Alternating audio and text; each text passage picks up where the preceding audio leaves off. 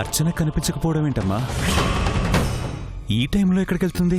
అమ్మాయి ఎలా ఉంది? ఎవరు చూశారు? వెళ్ళావు కదా, చూడలేదా? చూడటానికి అమ్మాయి ఉంటేగా. ఒక్కసారి నీతో మాట్లాడాలి. ఏం మాట్లాడాలి? ఒక్కసారి గుడి దగ్గరికి వస్తావా? ఇంట్లో లేకపోవడం ఏంటి? ఎక్కడికి వెళ్ళింది? తనకి మొదట వచ్చిన ఈ సంబంధమే ఓకే కావాలని గుడికి వెళ్ళింది. చెప్పకుండా తాళి కట్టించుకునే నాకు లేని ఇబ్బంది మీకేంటి పూజారి గారు?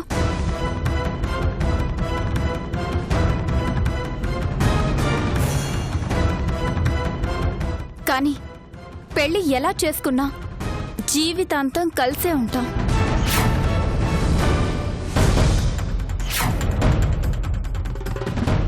అందులో మీరు అనుమానించాల్సిన అవసరమేం లేదు. ఒక మంచి జంటకి పెళ్లి చేశానని మీరు సంతోషపడతారు. మేమలా ఉంటాం. దయచేసి నేను చెప్పినట్టు చేయండి చాలు.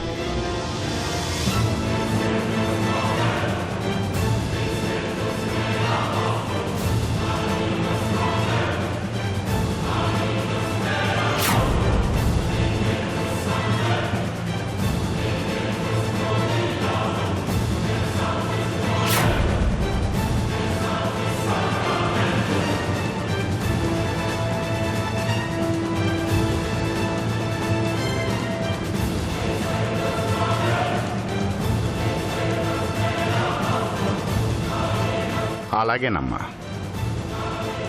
ఏమిటి ఇంకా అబ్బాయి రాలేదు? వచ్చేస్తాడండి.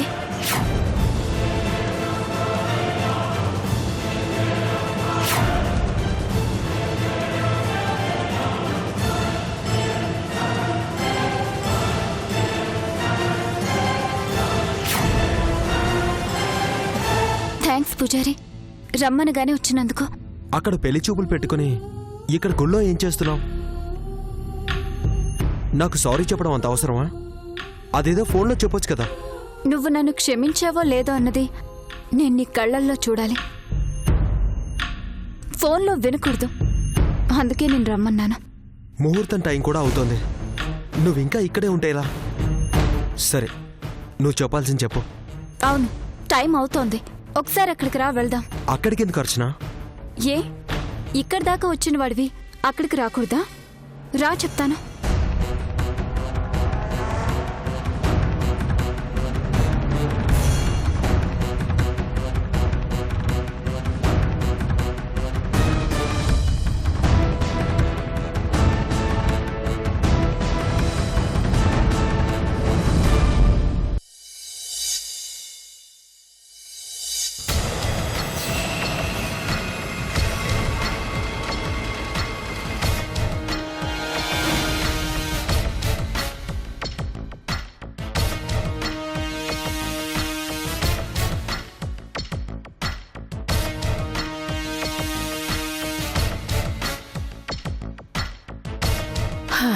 ఈశ్వరా, ఏంటండి ముహూర్తానికి టైం అవుతోంది, అమ్మాయి ఇంకా రాలేదేంటి? తీసుకురమ్మని మా సింహాన్ని పంపించానండి.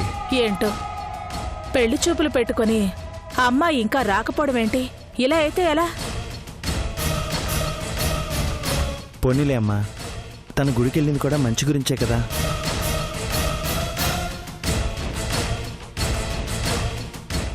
ఈశ్వరా, అది కాదు నాన్న. 10:20కి అమ్మాయిని చూడాలని ఫోన్ చేసి ముందే చెప్పాం కదా. చూడు, టైం అయిపోతుంది ఇక్కడ.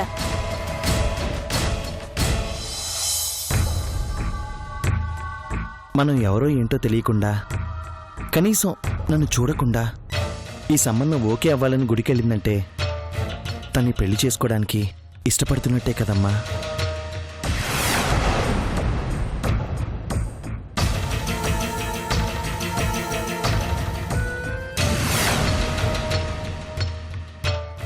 సరే, 10:20 తన్ని చూడడం మిస్ అవుతుందేమోనని నీ భయం, అంతే కదా?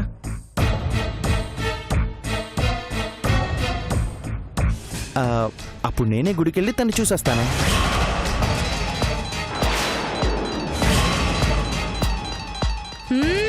వద్దు వద్దు, అక్కడికి వెళ్ళి నువ్వు చూడటమేంటి నాన్న?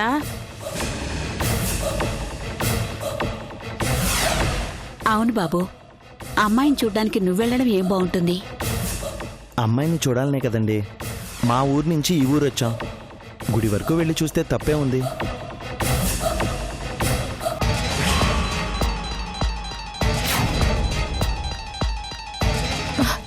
ఈశ్వరా, అలా అని అమ్మాయిని వెతుక్కుంటూ నువ్వు వెళ్ళటం ఏం బాగుంటుంది నాన్నా? పర్వాలేదులేమ్మా, చూడు 10 నిమిషాలు టైం ఉంది. ఆ టైంకి తను రాకపోతే నువ్వు అప్సెట్ అవుతావు కదా, అందుకే వెళ్ళి చూస్తాను. అలా చూడడం నాకు థ్రిల్గా ఉంటుంది. వెళ్ళి రానివ్వు పరమేశ్వరి, వాడు చెప్పేది కరెక్టే కదా.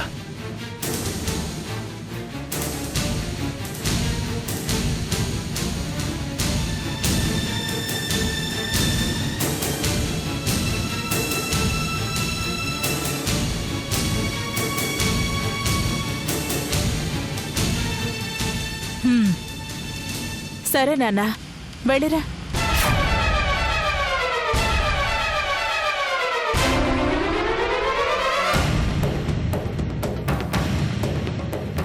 ఓకే అమ్మా. ఏ గుడికి వెళ్ళిందండి? అది మా ఊరి శివాలయానికి వెళ్ళింది.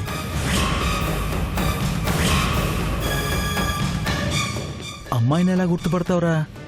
హరిగారి చెల్లంటే ఎవరైనా చెప్తారు కదా.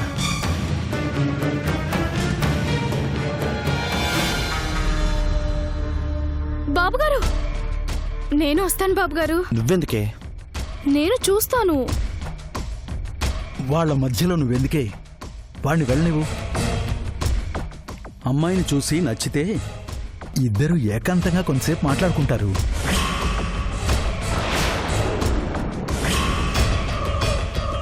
అయ్యగారు, వద్దని చెప్తున్నాను కదా. కాబోయే భార్యాభర్తల మధ్య పానకంలో పొడకలా నువ్వెందుకు?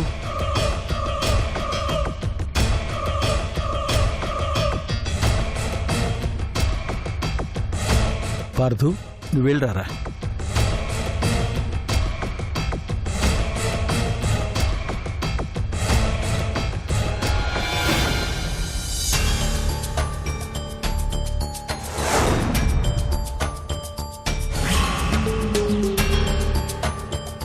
ఏంటి అర్చన ఇది? వద్దు వద్దు అనే కొద్దీ వెంట పడుతూనే ఉన్నావు. నాపాటికి నేను ఊరు వదిలి వెళ్ళిపోతుంటే లేదు నీతో మాట్లాడాలి, లేకపోతే నేను వచ్చేస్తాను అని మళ్ళీ ఇక్కడి దాకా రప్పించావు. ఇప్పుడు నాకు క్షమాపణ చెప్పడం అంత అవసరమా? అవతల మీ ఇంట్లో పెళ్లి చూపులు పెట్టుకున్నారు, వాళ్ళంతా నీకోసం ఎదురు చూస్తూ ఉంటారు. ఆ టెన్షన్ లేకుండా ఏంటి నువ్వు? వాళ్ళ ఇష్ట ప్రకారమే చేసుకుంటున్నాను కదా. నా ఇష్ట ప్రకారం ఒకసారి నీతో మాట్లాడాలనిపించింది, అందుకే నేను రమ్మన్నాను. వాళ్ళ కోసం నువ్వు చేసిన త్యాగానికి వాళ్ళందరూ హ్యాపీగానే ఉన్నారు. కానీ ఈ రోజు గడిస్తే నేను ఎలా ఉంటానో నాకు తెలీదు. కానీ ఒకటి, సంతోషంగా మాత్రం ఉండను. అలా ఎందుకు అనుకుంటున్నావు? మీ అన్నయ్య నీకోసం మంచి సంబంధమే తీసుకుని వచ్చుంటాడు. 1కి 4 విధాలుగా ఆలోచించి మంచి కుటుంబంలో మంచి కుర్రాన్నే చూసుంటాడు. గ్యారంటీగా వాళ్ళు నిన్ను పువ్వుల్లో పెట్టి చూసుకుంటారు. పువ్వుల్లో పెట్టి చూసుకోవడానికి పువ్వులా చూసుకోవడానికి చాలా తేడా ఉంది పూజారి. ఇప్పుడు అవన్నీ వద్దర్చన. నిర్ణయాలు జరిగిపోయాయి, ఏర్పాట్లు జరిగిపోయాయి. నా దారి నేను చూసుకుంటున్నాను. ఇంకా టాపిక్ వద్దు. నువ్వు చెప్పాలనుకుంది చెప్పేయ్, వెళ్ళిపోతాను. ఎందుకు పూజారి అంత తొందరపడుతున్నావు? వెళ్ళాలి వెళ్ళాలి అని నన్ను వదిలేసి వెళ్ళడం నీకంత ఆనందంగా ఉందా? సరే, అలాగే వెళ్దూగానిలే. ఇప్పుడు నేనేది మాట్లాడినా నీకు కూడా బాధ కలుగుతుంది. నాకు తెలిసి నేను వెళ్తే నా నిర్ణయంతో సంబంధం లేకుండా నిశ్చితార్థం జరిగిపోతుంది. తర్వాత పెళ్లి జరిగిపోతుంది. ఆ తర్వాత నా జీవితం నా చేతిలో లేకుండా పోతుంది. వాటన్నిటికీ నేను మానసికంగా సిద్ధపడాలంటే చాలా టైం పడుతుంది. అందుకే నా బాధను గుళ్ళో దేవుడికైనా చెప్పుకుందామని వచ్చాను. కానీ ఇక్కడికొచ్చాక పూజారి గారు ఒక మాట చెప్పారు. నాతో అర్చన చేయించి నేను బావుండాలి, ప్రశాంతంగా ఉండాలి, నా జీవితం బావుండాలంటే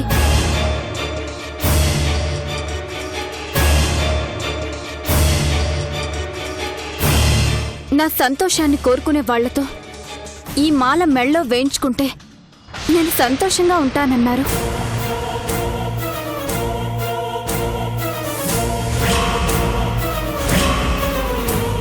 దానికి చాలా మంది ఉన్నారుగా, నేనే ఎందుకు? ఎవరన్నారు? మా అమ్మ. మా అమ్మకి కొడుకు సంతోషమే ముఖ్యం. ఆ తర్వాతే నా సంతోషం. మా అక్కయ్య, మా అన్నయ్య సంతోషం తప్ప ఇంకెవ్వరి సంతోషం తనకు అవసరం లేదు. ఇంక మా అన్నయ్య, ఊరు, ఊరి జనం, పరువు, ప్రతిష్ట, వాటి తర్వాతే నేను. వాళ్ళందరికన్నా నన్నిష్టపడి నా కోసం ప్రాణాలకు తెగించి నా మానం కాపాడి ఊర్లో నా పరువు పోకూడదని ఊరు దాటకుండా చేసి ఇలా చాలా విషయాల్లో నా గురించి ఎక్కువ ఆలోచించింది నువ్వు. అందుకే నీకన్నా నా మంచి కోరుకునే వాళ్ళు, సుఖం కోరుకునే వాళ్ళు ఎవరు ఉండరనిపించి నీతోనే ఆ మాల వేయించుకోవాలని నిన్ను రమ్మన్నాను. సరే అర్చన, మాలలో ఏముంది? నువ్వు సంతోషంగా ఉంటానంటే నా ప్రాణాలైనా ఇస్తాను, అలాగే వేస్తాను.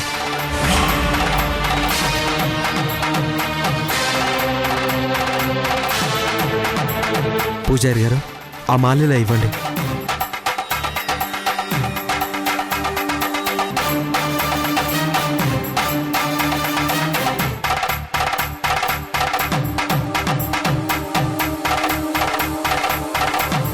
మాంగళ్యం తంతునానేనా మమ జీవన హేతునా కంటే బధ్నామి సుభగే త్వం జీవన శరదాం సకం. మాంగళ్యం తంతునానేనా మమ జీవన హేతునా కంటే బధ్నామి సుభగే త్వం జీవన శరదాం సకం. మాంగళ్యధారణ ముహూర్త సుముహూర్తస్తు శతమానం భవతి శతాయుః పురుషస్య తేంద్రియే ఆయుష్యేవేంద్రియే ప్రతిష్ఠతి.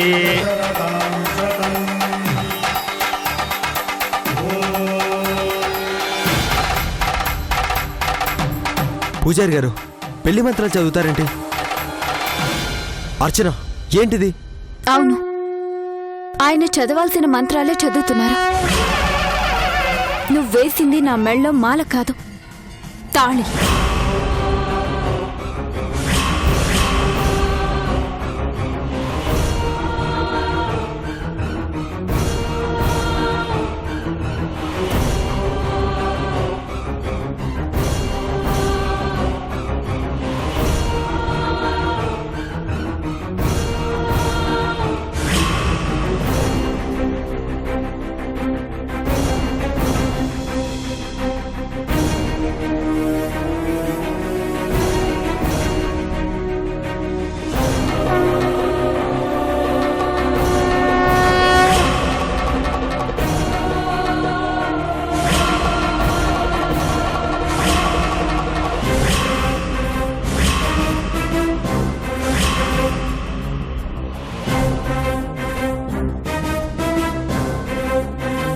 అర్చన, ఏంటిది? పెళ్లి పెళ్లి పెళ్లి పెళ్లి పెళ్లి పెళ్లి. ఇలా మోసం చేసి చేసుకుంటే అది పెళ్ళి అవుతుందా? అయినట్టే పూజారి. అర్చన, అవతల పెళ్లి చూపులు పెట్టుకుని ఎందుకింత పిచ్చి పని చేశావు? నువ్వంటే పిచ్చి కాబట్టి.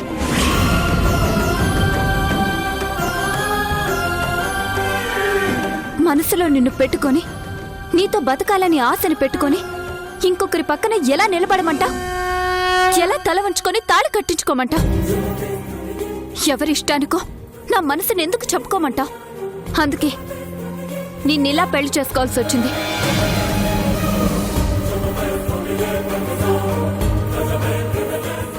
నా ఇష్టాన్ని గౌరవించేవాళ్ళు, నా గురించి ఆలోచించేవాళ్ళు ఎవరూ లేరు కాబట్టే ఈ నిర్ణయం తీసుకోవాల్సి వచ్చింది. ఇంట్లో వాళ్లే అనుకుంటే నేను చూస్తే చాలు, నవ్వితే చాలనుకున్న నువ్వు కూడా మా అక్క కోసం మా అన్నయ్య పరువు కోసం అంటూ త్యాగం అనే పేరుతో నన్ను వదులుకోవడానికి సిద్ధపడ్డా. కానీ నిన్ను వదులుకోవడానికి నేను సిద్ధంగా లేను. అందుకే నాకు నచ్చిన మనిషి కోసం, నాకు నచ్చిన మనిషితో బ్రతకడం కోసం తప్పో ఒప్పో ఈ పని చేశాను. అర్చన, మన పెళ్లి సమస్యకు పరిష్కారం అనుకుంటే ఆ పని ఎప్పుడో చేసేవాణ్ణి. కానీ ఇది పరిష్కారం కాదు. దీనివల్ల ఇంట్లో కొత్త సమస్యలు మొదలవుతాయి. మొదలైతే ఏ? ఆ ఇంటినే వదిలేద్దాం, ఈ ఊరినే వదిలేద్దాం. ఏ బయటికి పోయి బతకలేమా? విడిపోవడం గురించి ఆలోచిస్తున్నావు నువ్వు, కలిసినడం గురించి ఆలోచిస్తున్నాను నేను. కలవనివ్వరు పూజారి, ఇది జరగదు. వాళ్ళకి మన గురించి ఆలోచించే తీరిక లేదు. వాళ్ళు వాళ్ళ గురించి ఆలోచించుకుంటున్నారు. వాళ్ళ పరువులు, వాళ్ళ ప్రతిష్టలు, వాళ్ళ గౌరవాలు, వాటి గురించి ఆలోచించుకుంటున్నారు. అలాంటిది వాళ్ళ గురించి మనం ఎందుకు ఆలోచించాలి? అయినా ఇది కరెక్ట్ కాదు అర్చన. ఇదే కరెక్ట్. నేను చేసిందే కరెక్ట్. మనిషికి నచ్చిన మనిషి దూరం అయితే పెద్ద బాధ ఉండదు పూజారి. కానీ మనసుకు నచ్చిన మనిషి దూరం అయితే నరకం. ఆ నరకం మాటల్లో చెప్పలేం. అలా రోజు బ్రతికే బ్రతుకు నాకు వద్దనుకున్నాను. అందుకే ఇలా పెళ్లి చేసుకున్నాను. ఇప్పుడు మనమిద్దరం ఒకటి. ఇంక మనల్ని ఎవరూ వేరు చేయలేరు. రా, ఇప్పుడు రా. నీ భార్యగా నా చేయి పట్టుకొని నా ఇంటికి తీసుకెళ్ళు. ఎవరు అడ్డు చెప్తారో, ఎవరేమంటారో నేను చూస్తాను. లేదర్చన, వద్దు. ఇప్పుడు కాదు. ఇప్పుడు కాదంటే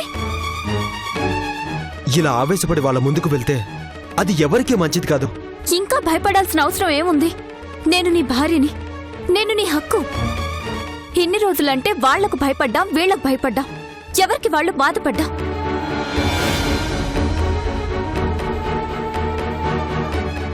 ఈ క్షణం నుంచి సంతోషమైన, బాధైనా ఏదైనా ఇద్దరిది కలిసే ఫేస్ చేద్దాం. కుదరకపోతే కలిసే అందరికీ దూరంగా వెళ్ళిపోదాం. పద, వెళ్ళి మన పెళ్లి గురించి చెప్దాం. అర్చన ప్లీజ్, ఇప్పుడు కాదు.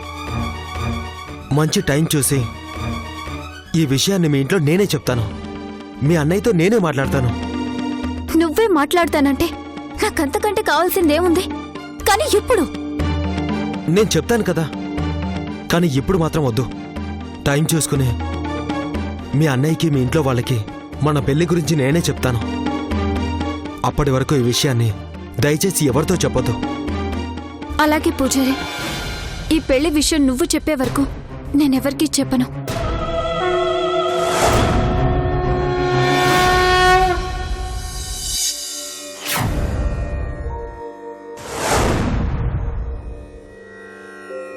స్వామి, నా జీవితంలో సగం కాబోయే అమ్మాయిని వెతుక్కుంటూ ఈ గుడికొచ్చాను. చూడగానే అమ్మాయి నచ్చేలా చూడు. ఆ అమ్మాయితో పెళ్ళైతే తను కేవలం నాకు భార్య మాత్రమే కాదు, మా హాస్పిటల్కి వచ్చే పేషెంట్స్కి తల్లవుతుంది. అందుకే ఈ అమ్మాయి నా భార్య కావాలని కోరుకుంటున్నాను.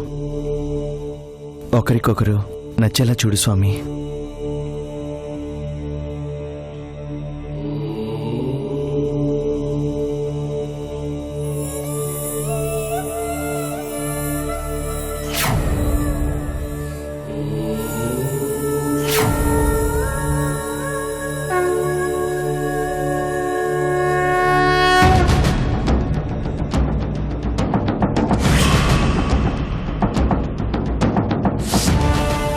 అయ్యో, నా రుద్రాక్ష!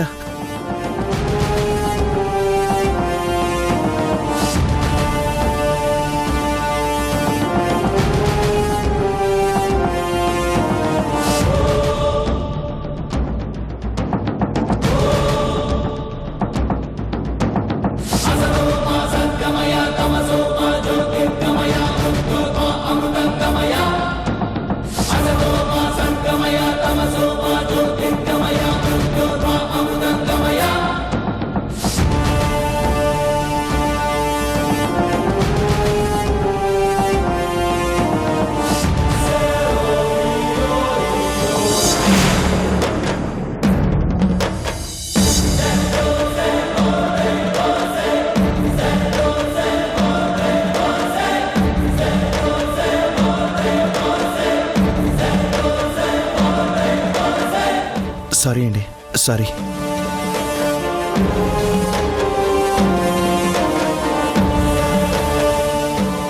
అమ్మా, ఇక్కడ నా రుద్రాక్ష పడిపోయింది, మీరేమైనా చూసారా? చూడలేదండి.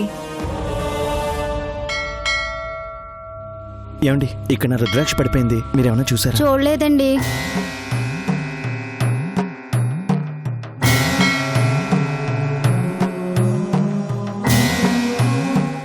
నమస్కారం పూజారి గారు. నమస్కారం అమ్మా.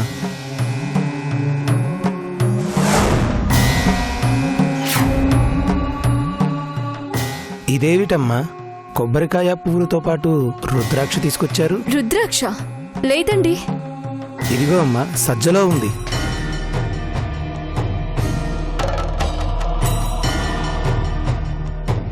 అయ్యో, ఇది నాది కదండి.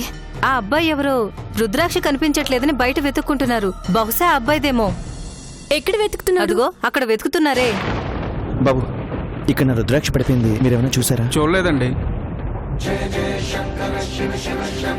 పూజారి గారు, అమ్మా, నేను వెళ్ళి ఇచ్చేసి వస్తాను. అలాగేనమ్మా.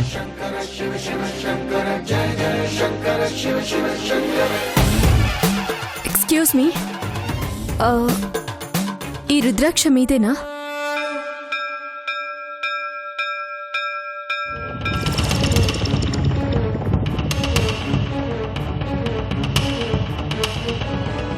ఏమండి, హరిగారి చెల్లెలు ఈ గుడికి వచ్చారంట, ఎవరో కొంచెం చెప్పగలరా? అదేటయ్యా, ఇప్పటిదాకా నువ్వు మాట్లాడింది హరిగారి చెల్లెలు డాక్టర్తోటేగా.